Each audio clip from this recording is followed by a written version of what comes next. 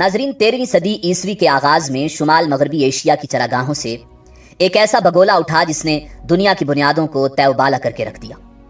Genghis Khan की सफ़ाक दानिश की रुत पर सवार मंगोल मौत और तबाही का हरकारा साबित हुए और देखते ही देखते शहर के बाद शहर, इलाके के बाद इलाका और मुल्क के बाद मुल्क उनके आगे सरनिगू होते चले गए।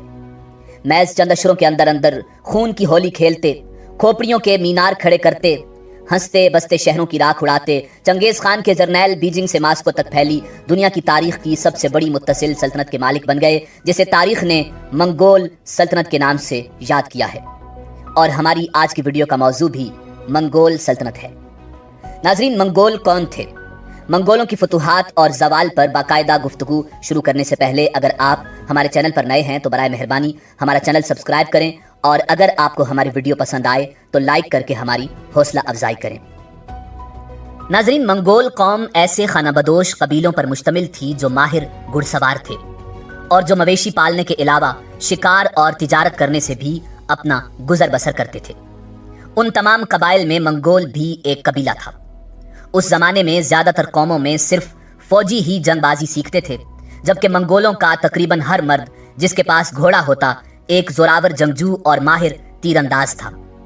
हर कबीले का अपना अपना सरदार होता था जिसे खान का लक़ब दिया जाता था। कबाइली हर सूरत में अपने सरदार के वफादार रहते। नाज़रीन, मंगोलों के रहन सहन की बात की जाए तो तारीख से पता चलता है कि ये खानाबदोश लकड़ी के बने हुए गोल खैमों में रहते थे जो दूर से मशरूम की तरह दिखाई देते थे। मंगोल हर वो चीज जो खाई जा सके खाते थे। मौर्रिखीन लिखते हैं कि मंगोल कुत्ते को बड़ी रग़बत से खाते थे और लोमड़ियां और भेड़िए उनके दस्तरखान की जीनत होते थे। खाने को कुछ न मिलता तो मंगोल इंसान का गोश्त खाने और खून पीने से भी दरेग नहीं करते थे। जहां तक मंगोलों के मजहब का ताल्लुक है तो वो शामिनिज्म और तेंगरिज्म मजहब के पैरोकार थे, जिसमें शमुन परोहत का किरदार अदा करता था। उनका यकीदा था कि शमुन रूहों को कंट्रोल करता है और हमारी हिफाजत करता है। नाजरीन, मंगोलों की तारीख पर बात करते हुए अगर खमीर का जिक्र न किया जाए तो बात अधूरी रह जाती है। खमीर मंगोलों की कशीद करदा मशहूर जमाना शराब थी, जिसे वो घोड़ियों के दूध से तैयार करते थे। ये शराब पीकर गुलगपाड़ा मचाना, शोर करना और मखसूस ढोल की थाप पर रक्स करना और एक दूसरे को ललकारना उनके मजहब का हिस्सा था, जो उनका पेशवा यानी शमुन खुद करवाता था। नाजरीन, मंगोल कबीले 20 साल तक एक दूसरे से लड़ते रहे।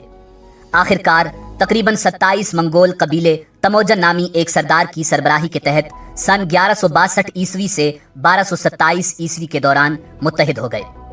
इन कबीलों को मजमूई तौर पर तातार कहा जाता था, मगर कुछ मुअर्रिखीन ने मंगोलों के तातार होने से इनकार किया। उनका कहना है कि मंगोल कबीले के अलावा बाकी कबीले तातार थे, मगर जब तातारियों ने मंगोल लश्करों के साथ यूरोप का रुख किया तो वहां उन्हें मजमूई तौर पर तातार या तार कहा जाने लगा। सन 1206 ईस्वी में मंगोलों ने तमोजन को चंगेज खान का लक़ब दिया। इस लक़ब का मतलब ताकतवर हुक्मरान या आलमगीर हुक्मरान है। इसके अलावा उसे खाकान यानी अजीम खान का लक़ब भी दिया गया। नाजरीन, मंगोलों के यहाँ एक अजीब रस्म थी कि अपने बेटे का नाम अपने सबसे बड़े दुश्मन के नाम पर रख देते। जैसे चंगेज खान का असल नाम तमोजन था और ये नाम उसके बाप ने अपने एक दुश्मन तमोजन को मारकर उसी के नाम पर अपने बेटे का नाम तमोजन रख दिया। चंगेज खान के लश्कर ऐसे तीरंदाजों पर मुश्तमिल थे जो घोड़ों पर सवार होकर भी तीर चलाने में माहिर थे। इसलिए वो इतनी तेजी से हमला कर सकते थे कि दुश्मन उनका मुकाबला नहीं कर पाते। अक्सर मुख्तलिफ लश्कर एक ही वक्त में मुख्तलिफ इलाकों पर हमला आवर होते।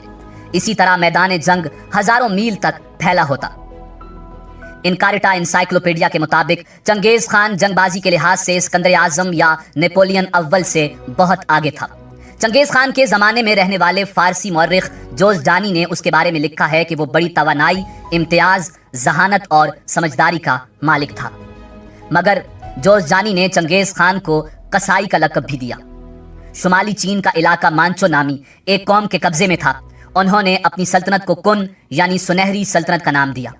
मांचो के इलाके तक पहुंचने के लिए चंगेज खान के लश्करों को सहराए गोबी को पार करना पड़ा, मगर ये रेगिस्तान भी उन खानाबदोशों की राह में रुकावट न बन सका। انہوں نے اپنے گھوڑوں کا دودھ اور ان کا خون پی کر اسے صحیح سلامت پار کر لیا۔ البتہ چین اور مانچو پر فتح حاصل کرنے میں چنگیز خان کو تقریباً 20 سال لگ گئے۔ جب آخر کار چین اس کے قبضے میں آ گیا تو اس نے وہاں کے عالموں، کاریگروں، تاجروں اور انجینئرز کو کام پر لگا لیا تاکہ وہ اس کے لیے دیواریں توڑنے والی اور پتھر پھینکنے والی مشینیں بنائیں۔ اس کے علاوہ انہوں نے چنگیز خان کے لیے بارود والے بم بھی تیار کیے۔ شاہراہ ریشم بھی چنگیز خان کے قبضے میں آ گئی تھی۔ اس کے ذریعے وہ مغربی قوموں کے ساتھ اور خاص طور پر ترکی سلطان محمد کے ساتھ تجارت کرنا چاہتا تھا۔ جس وسیع علاقے پر سلطان محمد حکمرانی کر رہا تھا اس میں آج افغانستان، تاجکستان، ترکمانستان، ازبکستان اور ایران شامل ہیں۔ سن 1218 عیسوی میں منگول ایلچی سلطان محمد کی سلطنت کی سرحد پر پہنچے۔ وہ تو محض تجارتی معاہدے کرنے کے لیے آئے تھے، مگر وہاں کے نگران نے ان سب کو قتل کر دیا۔ اس کے نتیجے میں منگولوں نے اس مسلم ملک پر دھاوا بول دیا۔ وہ سیلاب کی طرح سلطان محمد کی سلطنت پر ٹوٹ پڑے۔ 3 سال تک وہ لوٹتے اور شہروں اور زمینوں کو آگ لگاتے رہے۔ انہوں نے سلطان محمد کی رعایا میں خون کی ندیاں بہا دی۔ صرف ایسے لوگ زندہ بچ گئے جن کا کوئی ایسا ہنر تھا جو منگولوں کے کام آ سکتا تھا۔ ایک اندازے کے مطابق منگول لشکر تقریباً 2 لاکھ جنگجوؤں پر مشتمل تھا۔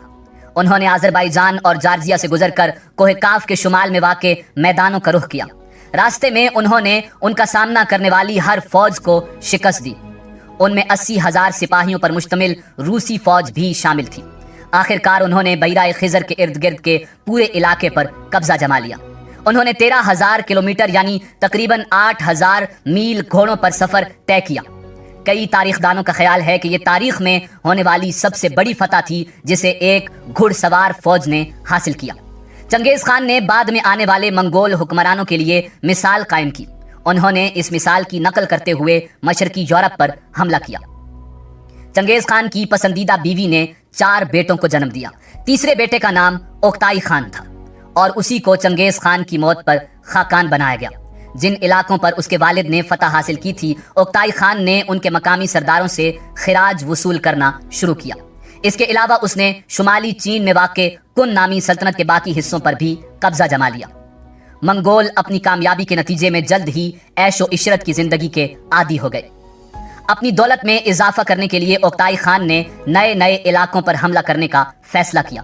اس نے یورپ پر حملہ کرنے کے ساتھ ساتھ جنوبی چین میں واقع سنگ نامی سلطنت پر بھی حملہ کیا۔ یورپ میں اس نے فتح حاصل کر لی اور سنگ سلطنت پر بھی قبضہ کر لیا۔ سن 1236 عیسوی میں 1.5 لاکھ منگول جنگجو یورپ کی طرف بڑھنے لگے۔ سب سے پہلے انہوں نے دریائے وولگا کے علاقے پر حملہ کیا، پھر انہوں نے دیگر روسی شہروں پر چڑھائی کی۔